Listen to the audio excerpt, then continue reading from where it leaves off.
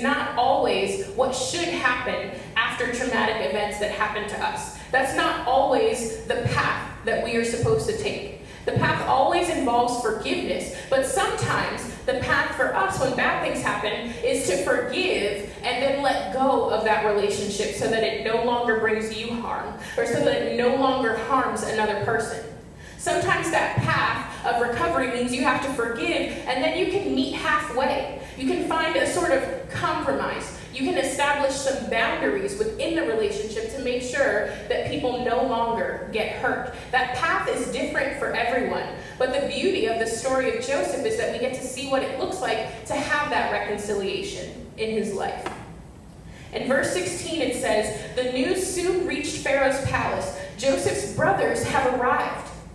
Pharaoh and his officials were all delighted to hear this. Pharaoh said to Joseph, "Tell your brothers, this is what you must do. Load your pack animals and hurry back to the land of Canaan. Then get your father and all of your families and return here to me. I will give you the very best land in Egypt, and you will eat from the best that the land produces." So at this point, Joseph's life has come full circle. Because remember, he had those initial dreams where he saw his brothers bowing down to him, and he was at this elevated level. And he kind of went into that situation with these high levels of pride. And he was very confident, overconfident, and prideful in this situation. And that was the whole reason why they sold him into slavery to begin with.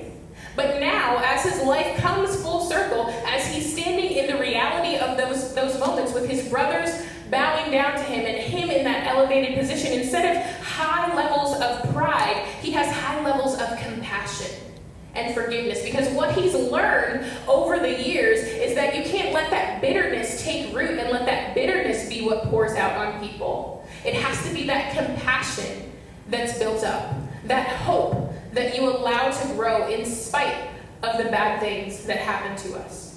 So Joseph's experiences were not wasted. He allowed himself to become humble and understanding in the midst of all of that. Verse 19, "Then Pharaoh said to Joseph, 'Tell your brothers, take wagons from the land of Egypt to carry your little children and your wives and bring your father here.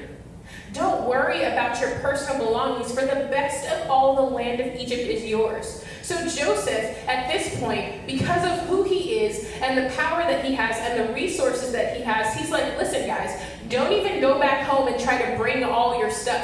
Bring your people, because that's what matters. Everything else I'm going to provide for you because of the position that I am now in." Verse 21, "So the sons of Jacob did as they were told. Joseph provided them with wagons as Pharaoh had commanded, and he gave them supplies for the journey, and he gave each of them new clothes. But to Benjamin he gave 5 changes of clothes and 300 pieces of silver." Now see, this is the legacy that Jacob has now left, because even this child who was not completely raised under Jacob's roof, this child understood what it meant to favor other people, and so he showed that favoritism to his brother Benjamin. Benjamin, his full-blooded brother instead of his half-brother, he gives him a little bit more, and we know that sometimes the apple doesn't fall very far from the tree. We learn those things from the environments that we grow up in. So Joseph wasn't perfect, but then in verse 23 it says, "He also sent his father 10 male donkeys loaded with the finest products of Egypt and 10 female donkeys loaded with grain and bread and other supplies he would need for the journey." So Joseph sent his brothers off, and as they left, he called after them, "Don't quarrel about this along the way."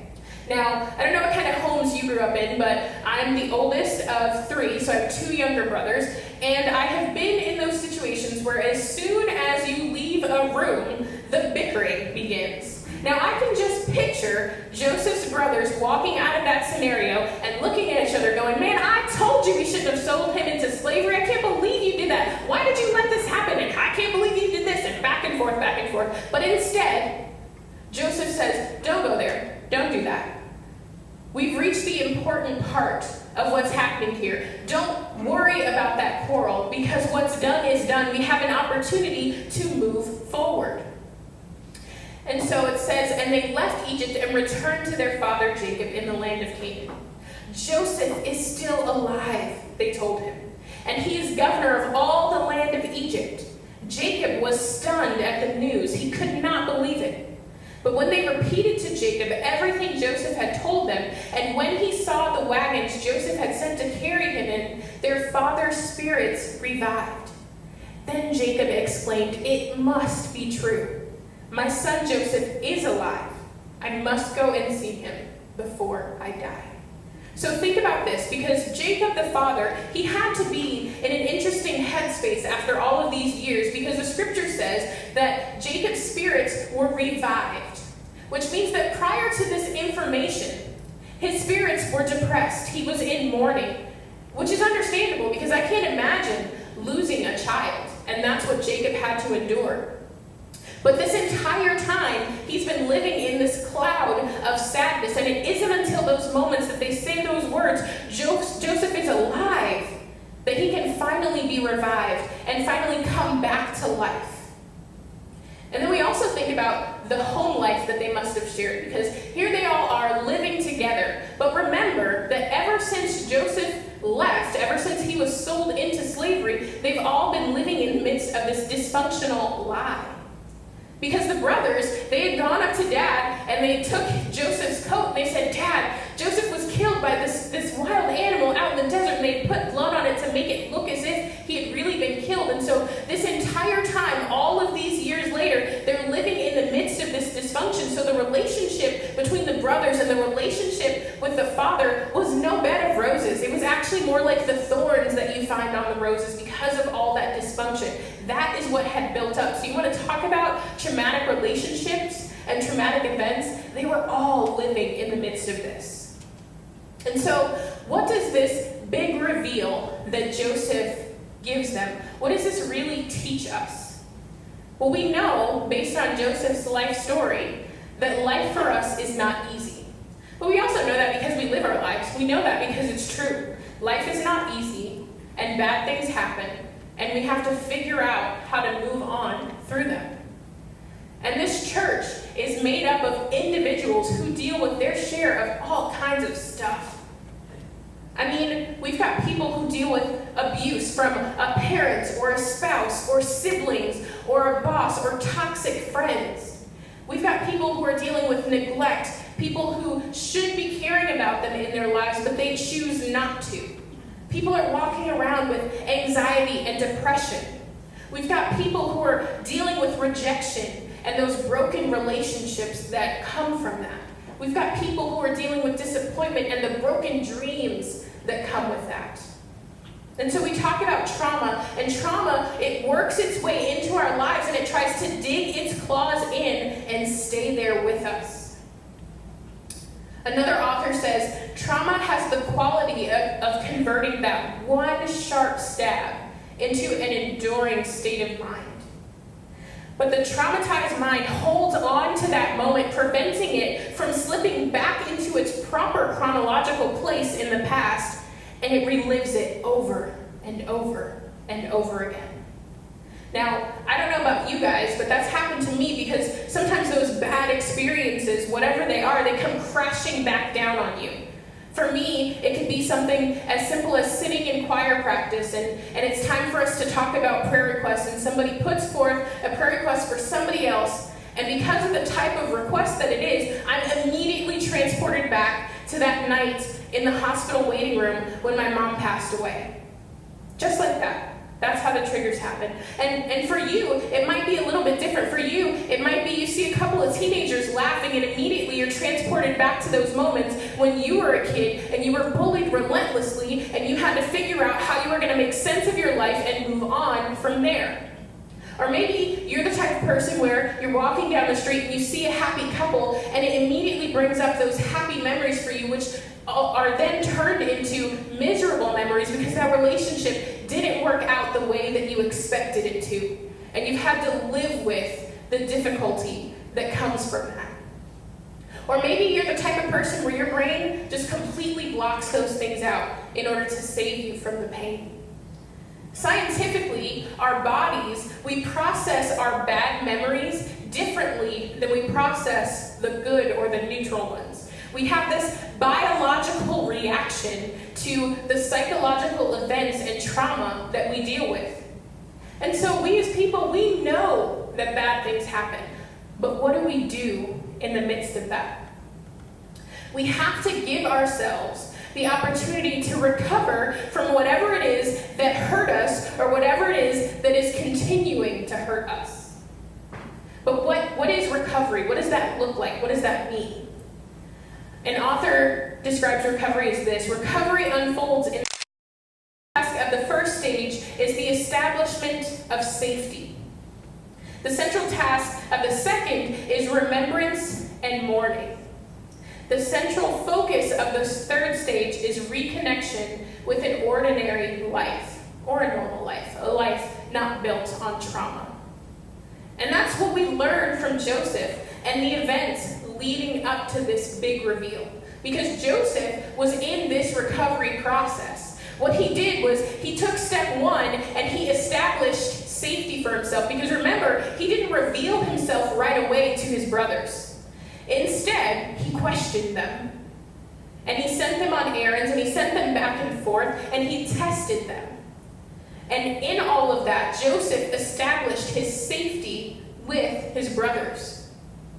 Joseph did step 2 of remembrance and mourning because he took the time to cry and let all of the sadness and the pain go in those moments. He did it so much so that everybody around him could hear it. He had to go through that process of releasing that trauma.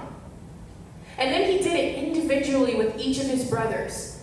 Individually, each moment, he sat in that. He mourned in that. He remembered that so that they had the opportunity to move forward into what God had for them. And then he did step 3. He made sure that he made those reconnections so that he could live that normal life with his brothers. Now we know that not every traumatic event should end in reconciliation, but Joseph's did. And so in that, he poured compassion over his brothers. He forgave them, he loved them, and then he invited them to move forward with him into this new life for them. But what does that mean for us? When we have traumatic events and when we go through hard times and when difficult things come our way, how are we supposed to do those things?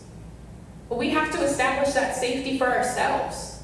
We have to figure out where it is we can be safe and vulnerable so that we can begin to heal. It means that as a church, we have a responsibility to be that safety net for other people. Because this is a place where broken people come and we can say, hey, I'm broken. And we have the opportunity to be vulnerable in that way, but we have to make sure that it's a safe place for that. We have to make sure that in step 2, we take the time to remember and to mourn. We can't always just push past things or pretend they didn't happen or let issues go unaddressed. We have to remember and mourn and be okay with that. Allow yourself the ability to do that. And then as a church, we have to create a safe place here where people feel comfortable doing that. Do people feel comfortable walking in our doors and saying, I've got stuff going on, and I'm sad, and I need to figure out how to move past it, but right now, all I can see is the sadness. We have to make sure this is a place where people can do that. And then we have to make sure that we put in the effort of step 3.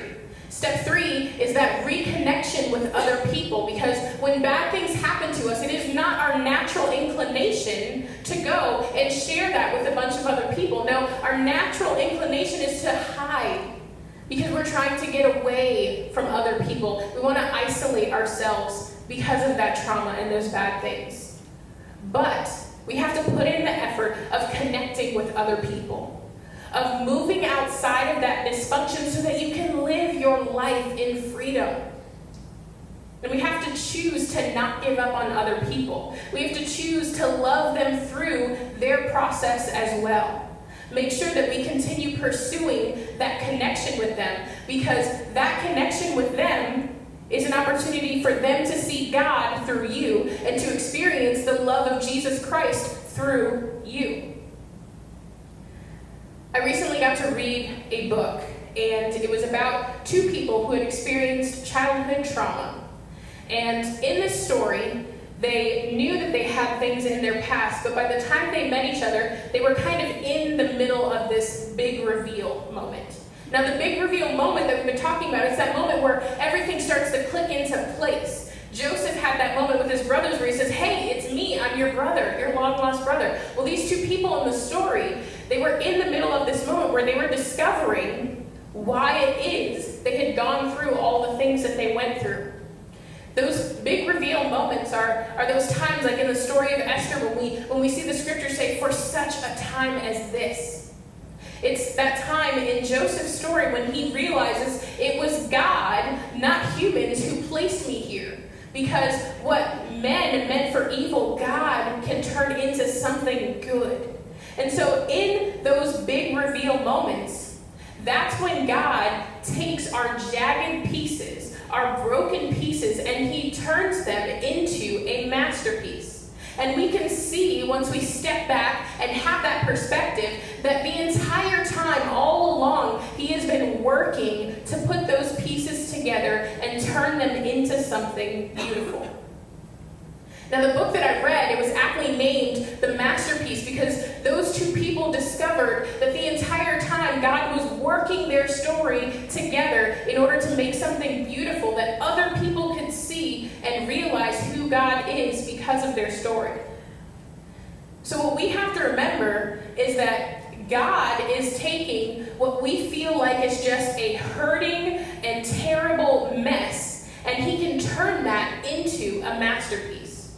And it reminded me of a song lyric that's from one of the popular Christian rappers of today. And it says this: the master artist makes your mess a masterpiece regardless. So regardless of all the different things that you have been through, the master artist is turning your mess into something absolutely beautiful. All we have to do is take those broken and hurting and jagged pieces of our lives and turn them over to him. Because what we learn from Joseph is that God is still using those pieces to make your story beautiful. He uses the good pieces, the bad pieces, the ugly pieces, and he turns them into something beautiful when you are willing to hand those pieces over. The master artist wanting to make something beautiful out of your story.